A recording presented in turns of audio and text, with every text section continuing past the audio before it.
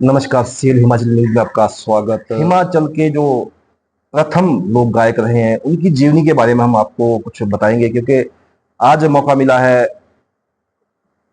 ऐसी विभूति के बारे में जानने का। तो आइए चलते हैं, पूछते हैं। सर, आपका स्वागत है। जो लोक गायक काकूराम जी थे जो प्रथम लोक गायक थे, उनके बारे में थोड़ा प्रकाश डालें। आप कौन थे, कैसे, कब उनका जन्म हुआ, जी, कितने समय तक वो रहे और कितना संगीत के प्रति उनका कैसा रुझान रहा? जी, जी, जी। सबसे पहले तो मैं अपने बारे में बताना चाहूँगा। मेरा नाम है मंजुल कुमार कश्यप। मैं कंडाघाट, ज़िला सोलन, हिमाचल प्रदेश का रहने वाला हूँ। तो महाशय काकूराम जी मेरे दादाजी हुआ करते थे, जिनका जन्म सन 1896 में कंडाघाट क्षेत्र के मही गाँव में हुआ था। तो 1896 में उनका जन्म हुआ था और मात्र जब वो 18 साल की आयु के थे, 1914 में उन्होंने अपना पहला गीत HMV कलकत्ता से रिकॉर्ड करवाया। क्योंकि उन्हें बचपन से ही संगीत में शौक था, गायन और वादन का, इसीलिए वो शौक उन्होंने अपना कायम रखा और पहला गीत अपना बेलुआ बेलुआ हो कलकत्ता की HMV कंपनी से रिकॉर्ड किया।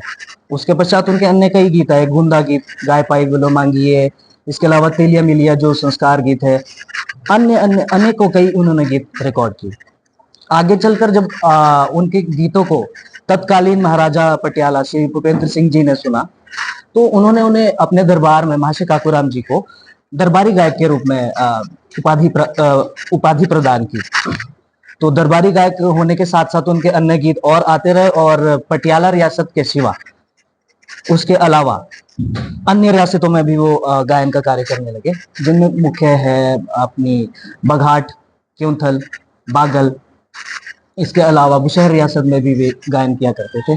तो धीरे धीरे आगे चलकर वो इतने मशहूर होने लगे कि उनके गीत हर क्षेत्र में, हिमाचल के क्या पंजाब के भी अन्य क्षेत्रों में रिकॉर्ड होने लगे। और उनकी मुख्य एक खासियत ये थी कि वो हिमाचल प्रदेश से पहले ऐसे कलाकार थे जिनके गीतों को रिकॉर्ड किया गया था, इसीलिए उन्हें हिमाचल के प्रथम लोक गायक के रूप में जाना जाता है। साथ ही उनकी पत्नी मेरे दादी जी श्रीमती शांति देवी जी, वो भी लोक गायिका के रूप में प्रसिद्ध रही हैं। साथ ही इन दोनों ने, पति पत्नी ने, सामाजिक कार्य भी बहुत किए। साथ ही वो कांग्रेस के सदस्य भी रहे और मेरे दादी जी लोक गायिका होने के साथ साथ हिमाचल की पहली महिला मंडल की सदस्य भी रहे। जी। ये तो आपने उनके जीवन के बारे में प्रकाश डाला और जी, उनकी प्रख्याति काफी रही है। जी, परंतु जी, आज की जैसे नई पीढ़ी है, उनको इसके बारे में पता नहीं। जी, जी, परंतु उस वक्त जो रिकॉर्ड हुआ करते थे, जी, जी, जी, जो ग्रामोफोन ग्रामोफोन हुआ करते जी, थे, जी, उस वक्त के वो कलाकार थे। बिल्कुल जी। तो थोड़ा सा आप कुछ बताएंगे, जो जैसे आपने जी, बताया तेलिया मेलिया का, तो दो लफ्ज जी, जी, बताए जी, जो उन्होंने स्टार्टिंग में इसको गाया था, तो किस तरह से वो गाया होगा? जी, जी, जी, ये उसी तरीके से गाया था जिसे जैसे इसे गाया जाता है। तो चलिए उदाहरण के लिए मैं आपको सुनाई देता हूँ। तेलिया मेलिया तिल लावे, सात सुहागनी ते लगावे, आणो कटोरा दूध देरा, कृष्ण मल मल नाये। तो इस तरीके का। चलो, बहुत बहुत अच्छा, बहुत बढ़िया। जी, जैसा कि काकूराम जी जो एक बहुत प्रसिद्ध गायक रहे जी, हैं, माना जाता है कि बोलते हैं ना कि भाई जो कलाकार है उनकी जो पीढ़ी है, जी, अगर जी, वो रोती है तो वो भी स्वर में रोती है। जी, जी, जी, तो बिल्कुल, बिल्कुल। क्या वो जो लक्षण है वो आप लोगों में भी आगे अगली पीढ़ी में भी आए, या जी, क्या कहेंगे इसके बारे में? जी, मैं इसे अपना सौभाग्य मानूँगा सबसे पहले कि मैं इस खानदान में पैदा हुआ।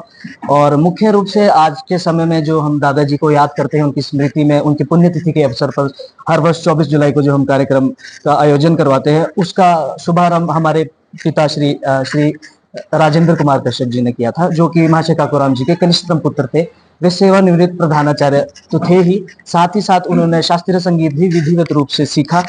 उनके गुरुओं में से मुख्य मैं एक नाम लेना चाहूंगा, डॉक्टर भीमदत्त काले जी का, जिनकी अकादमी शिमला में स्थित थी। तो मेरी दादी जी और पिताजी दोनों के गुरु वो रहे हैं मुख्य रूप से। तो जी बिल्कुल, स्वतः ही ये तो आपने बिल्कुल सही बात कही कि जिस घर में बचपन से ही संगीत का माहौल रहे, तो आगे चलकर वो भी उसी प्रोफेशन को अपनाता है। जैसे कि उदाहरण के लिए मैं खुद भी म्यूजिक में संगीत में पीएचडी कर रहा हूँ हिमाचल प्रदेश विश्वविद्यालय से, और मुख्य रूप से मैंने गायन विधा को ही अपना विषय चुना। जी आपकी फैमिली में और कौन कौन है, जैसे आपकी माता जी है, भाई जी। वगैरह, कितने फैमिली है आपकी? जी हमारे पिताजी तो 2 वर्ष पहले उनका स्वर्गवास हो गया था। तो ये मेरे माता जी हैं श्रीमती सावित्री कश्यप जी, और ये मेरे बड़े भाई है श्री अंशुल कुमार कश्यप जी।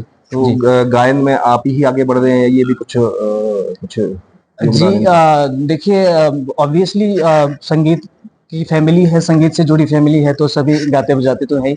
लेकिन मुख्य रूप से एज ए प्रोफेशन मैंने ही संगीत विषय को आगे चुना।